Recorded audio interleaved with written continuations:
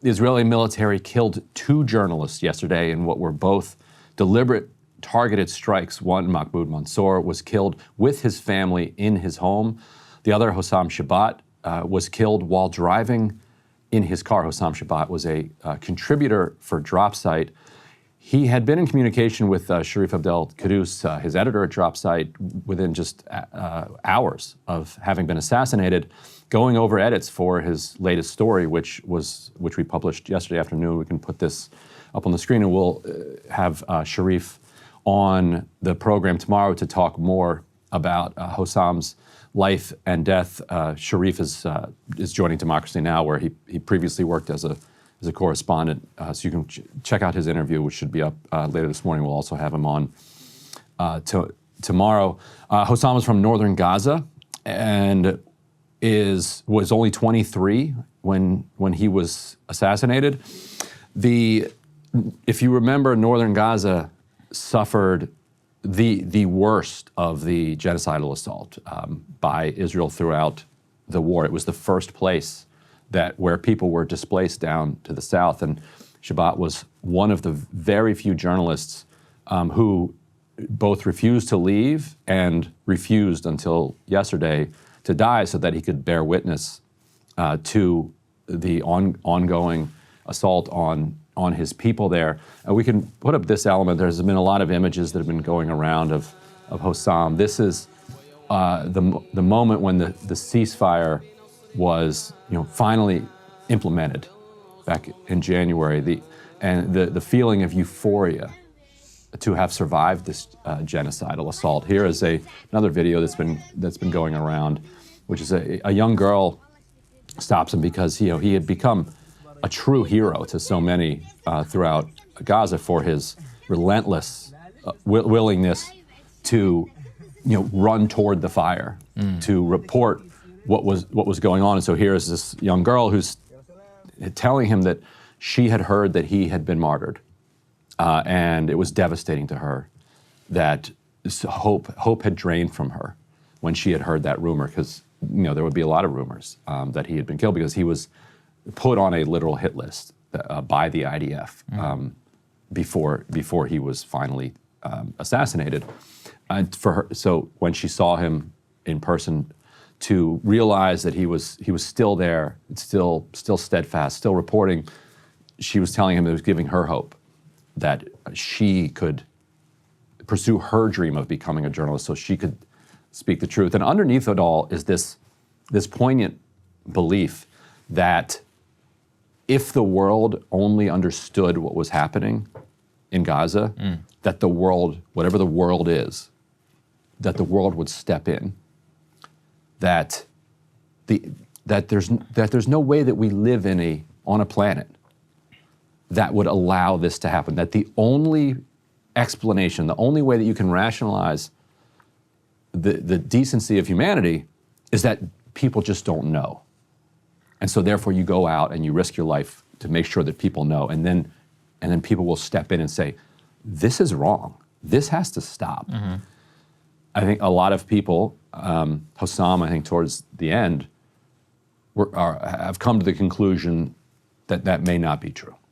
That the world does know. In your discussions, and nobody's going to stop it. Yeah, in your discussions with him, was he aware that he was going to be targeted by the Israeli military? Oh yes.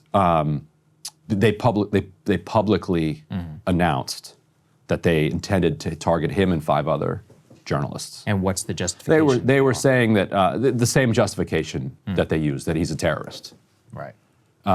Which is like, he's 23 years old. He's been live streaming his life since October 7th. Mm-hmm.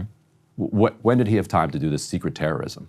Yeah, so yesterday they say over 6 months ago, his role within Hamas was exposed to us here on X. He carried out all of his actions under the cover as an Al Jazeera journalist, and yesterday he was eliminated by the IDF. Don't let the press fest confuse you. He was a terrorist. Here's a document published in October of 2024 proving his participation in Hamas. And utter absurdity. Yeah, what is the this dossier? They just make stuff up. Yeah, they constantly make things up.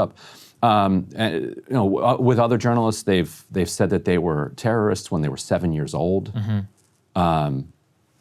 none of it makes any sense, and it doesn't have to make sense.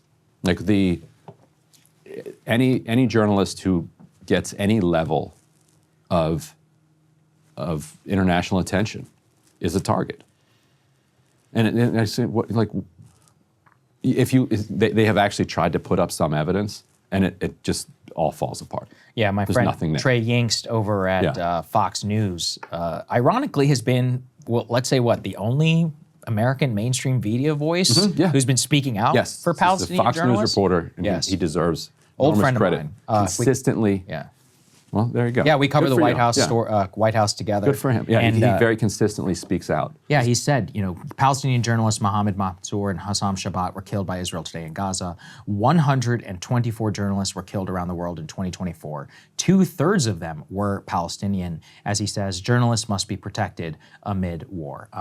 Look, he has very little power. He can't really do anything about it. But people need to understand he's a Jerusalem-based correspondent for Fox News. The Israeli military can kick his ass out anytime that they want, or not invite him on their little press tours inside of Gaza. So he's doing this at literal risk to his life inside of Israel, considering the animosity and the way that you'll have government-sanctioned violence if they want to against any American who's inside of the country, and basically just hoping that there's enough of us out here in the world superpower who might speak up for him or for people like and including 2023 and also 2025. You're now at 208 media workers, which includes camera people and others who have been killed in Gaza. Since the start of the war. And yes, Trey has been criticized every time he stands up, and he continues to do it.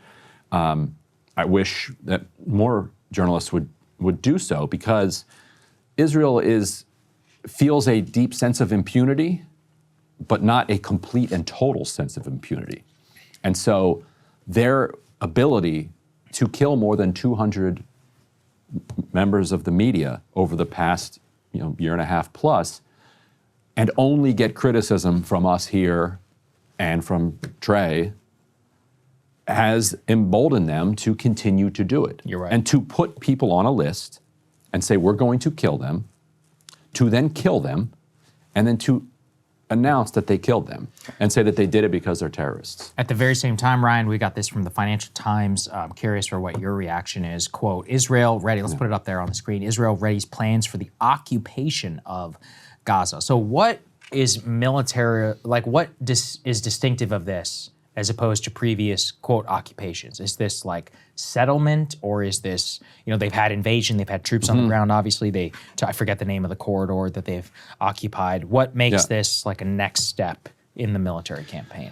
So what they are saying is they're going to clear out huge areas of it and keep everybody in the Al-Mawasi corridor, which cannot hold the number of people that they're saying would fit in there. But they have also created a basically Department of Ethnic Cleansing, a Ministry of Ethnic Cleansing, that is going to facilitate, this is what the agency says it's going to do, facilitate the removal of Palestinians from Gaza. So the idea would be that maybe you can't fit all of the Palestinians who are there now. Well, they're going to continue killing them for some period of time. They're going to continue dying of malnourishment. There has been no food that has gotten in since March 2nd. And then they're going to keep the rest cramped in here. Now, this does not account for how they plan on eliminating Hamas, which they failed to do after a year and a half long campaign. It doesn't account for the tunnels.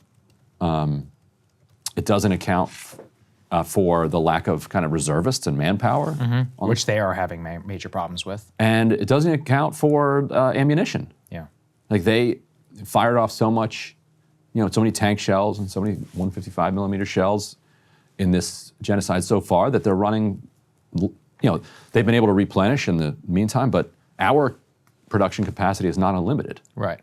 And they're firing it off at a pace that is higher than we can produce, and that Pakistan or anybody else can secretly produce for them. So it's a sketch, it's an idea, and it's closer to a plan than the Israeli government has put out so far, which previously has been zero plan, just going to continue this until America tells them to stop. But it has so many gaping holes in it that the only way you could see it be successful is with a massive scale depopulation of the area, which obviously is the vision, but whether or not they can achieve that remains to be seen. Hey, if you like that video, hit the like button or leave a comment below. It really helps get the show to more people. And if you'd like to get the full show ad-free and in your inbox every morning, you can sign up at breakingpoints.com. That's right. Get the full show, help support the future of independent media at breakingpoints.com.